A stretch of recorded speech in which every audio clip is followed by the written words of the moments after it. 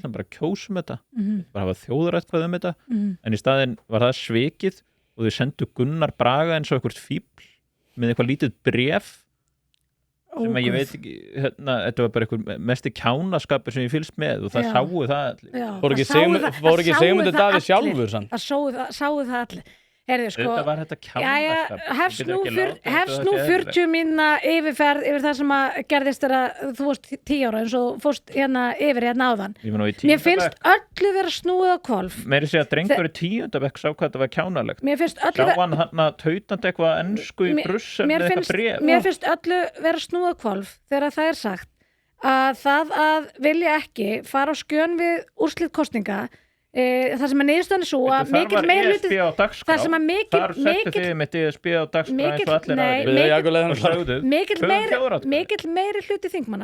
mikill meirihluti þingmanna sem að situr á Alþingi í dag vill ekki ganga í Evrópusambandið það var kosin á þeim forsendum að það ætti að vera þjóðaratkvæði forsætisráðherra sagði það veri ekki tímabært að setja ESB á dagskrá og ég sammála því og mér finnst öllu vera snúa hvolf þegar það borið upp að ef að maður vill ekki setja ESB allt á dagskrá og snúa hér öllu haus og setja þá auðvitað allt annað til hliðar til þess að vera að fókusera á einhverja umræðu það að ganga inn í eitthvað samband sem að enginn hefur áhuga að vera hluti lengur af og og þjóðir eru frekar farnar að íhuga það að flýja þaðan og byrjar að flýja þaðan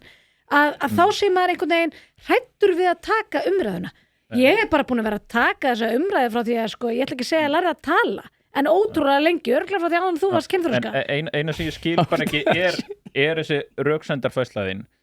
ok, á sínum tíma þegar allir voru sammálum, það var þjóðaratkvæði en síðan var bara ekki þingmeirihluti fyrir því hjá ríkisstjórninni þá var bara Gunnar Bragi sendur með einhverja servéttu allt góðu. Núna segir þá Kristrúnu sem mikill hræstnaróttjón sagði að hún vildi ekki setja þetta á dagskrá en það er þingmeirihluti fyrir því að hafa þjóðaratkvæðagreiðslu þá það allt í einu svakaleg svik.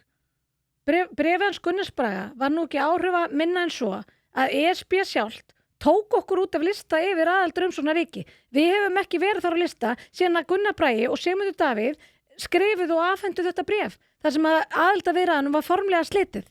Þannig ég auðvitað vísa þessu bara bug. En ef þú vilt ræða Evrópusambandsaðild bara